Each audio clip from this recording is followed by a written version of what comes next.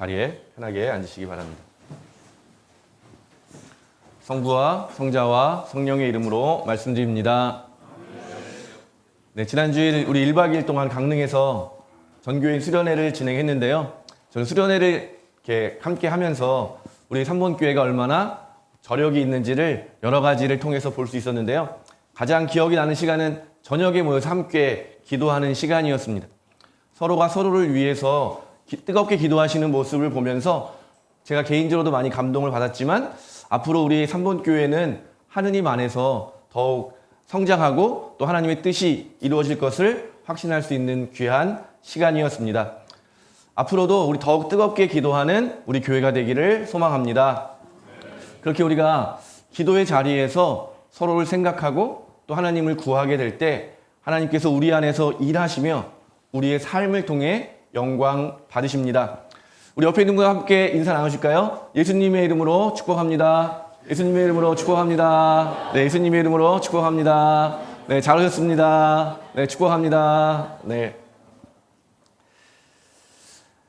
살다 보면 우리가 원하지 않는 상처들을 좀 받게 되는 경우가 많이 있는 것 같습니다. 누구나 다 겉보기에는 다 잘 사는 것 같고 아무런 문제 없이 보이는 사람도 그 안을 살펴보면 또 살아온 여정을 보면 어려움 속에서 상처를 받기도 하고 또 때로는 그 어려움을 잘 극복하면서 성장하고 또 성숙해지는 계기가 되기도 하는데요. 우리는 모두 그런 상처들을 가지고 살아가는 것 같습니다. 그래서 어떤 분들은 우리 안에 어린아이가 있고 그 어린아이가 잘 성장해야 되는데 그 상처 때문에 어린아이로 머물러 있는 경우가 있다. 이런 식으로 비유적으로 우리의 인생을 설명하기도 합니다. 그래서 그리스도께서 성서에서는 오늘 우리 모든 인간은 한계를 가지고 있는 존재다. 모두가 다 연약함이 있고 또 상처가 있고 그런 것들 안에서 우리는 살아가는 것을 대표적으로 창세기에서는 이삭이라고 하는 인물을 통해서 우리에게 보여줍니다. 저희가 지난주에는 또 이렇게 좀 빠지기도 해서 그런데 이삭의 이야기를 쭉 읽고 있는데 어떤 아들이죠? 하느님의 약속의 징표인 거죠.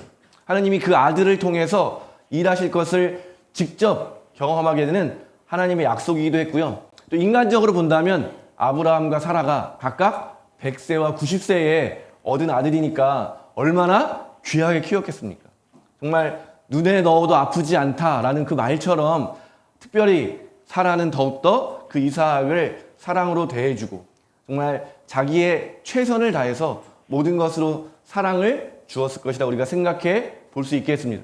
그런데 그런 어머니가 세상을 떠나게 됐을 때 그 정말 상실감을 무엇라고 표현할 수 있겠습니까?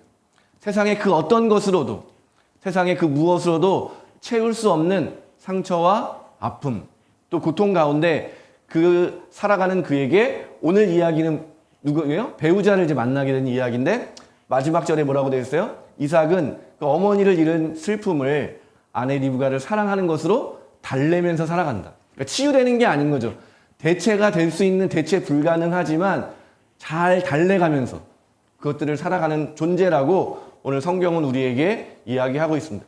우리 모두가 아마 다 비슷한 경험들을 하게 될 것 같습니다.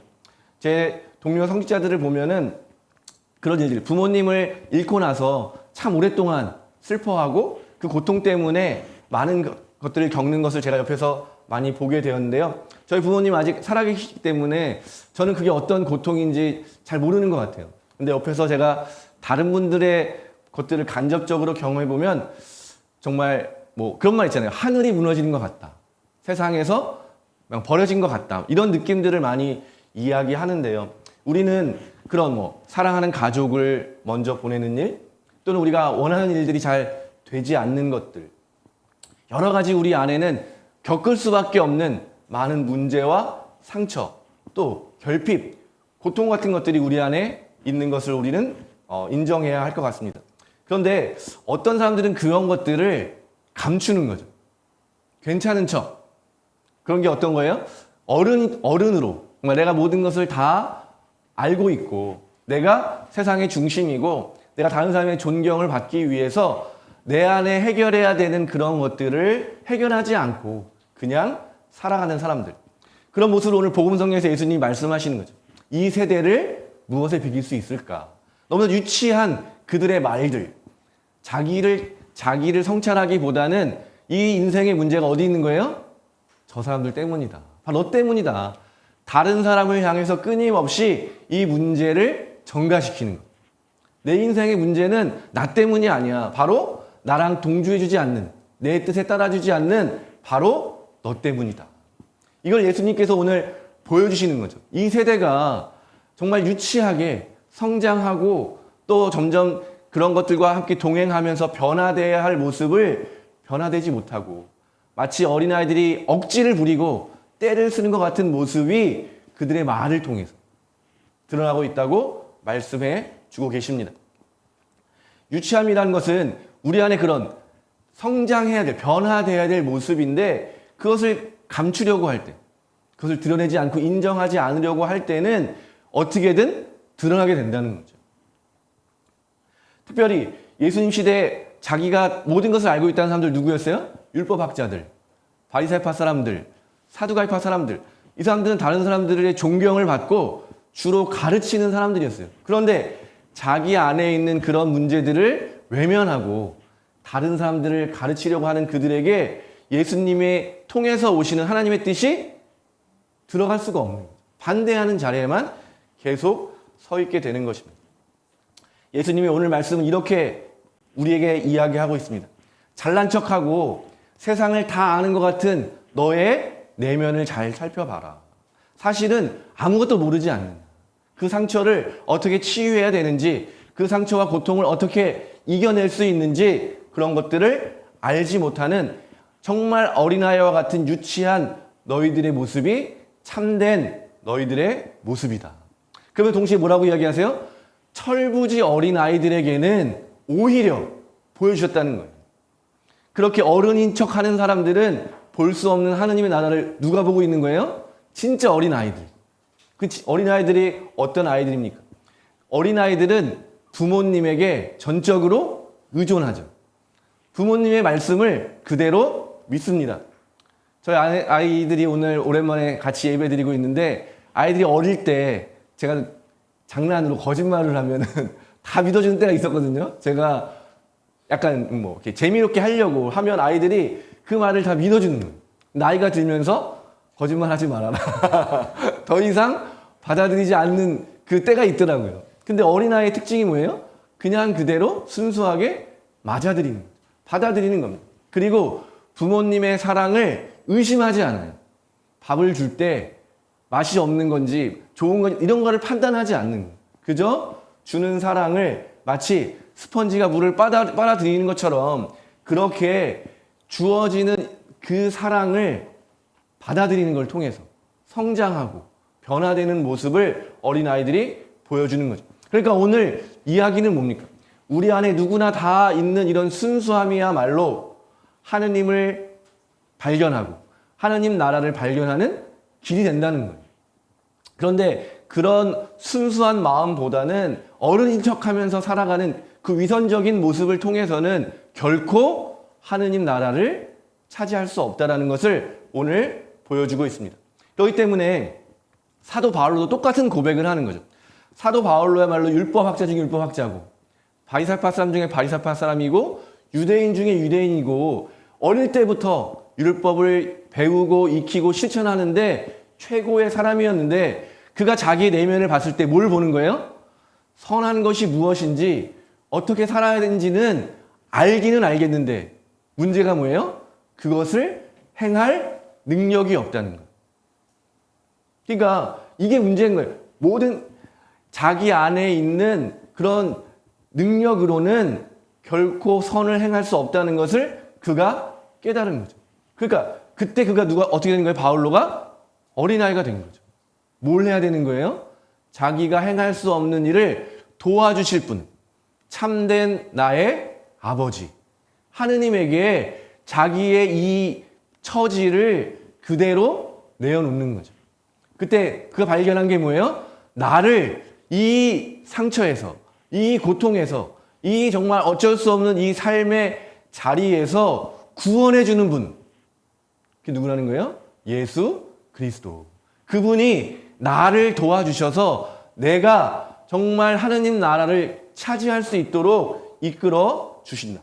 그러니까 다시 어린아이가 돼서 누구에게 뭘 구해야 되는가? 하느님 아버지에게 도움을 요청하는 그 자리에 서게 됐을 때 그는 참된 구원자 예수 그리스도를 만나게 되었다고 오늘 고백하는 것입니다.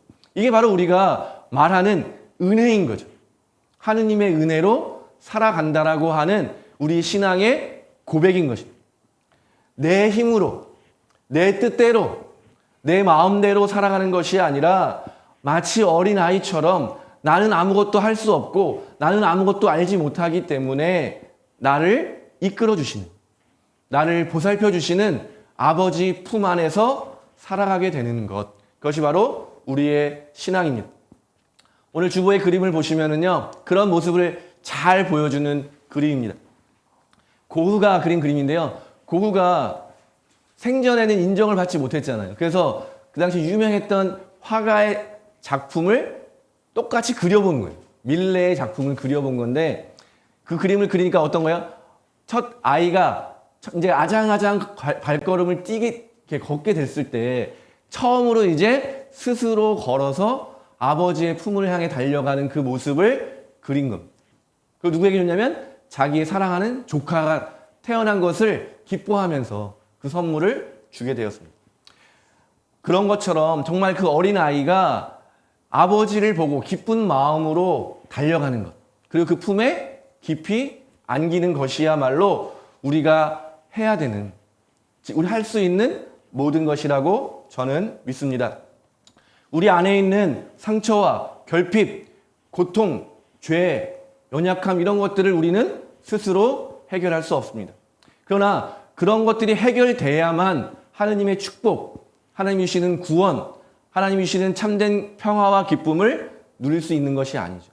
여전히 부족하고 여전히 많은 한계와 어려움 속에 있지만 그럼에도 하느님의 사랑 가운데 살아가게 될 때 오늘 이삭이 자신의 큰 상처를 달래면서 다른 사랑으로 그것을 달래면서 살아갔던 것처럼 하느님의 사랑으로 우리의 상처를 달래면서 그렇게 어린아이의 모습으로 살아가게 되는 것이 바로 우리의 모습이어야 한다고 저는 믿습니다.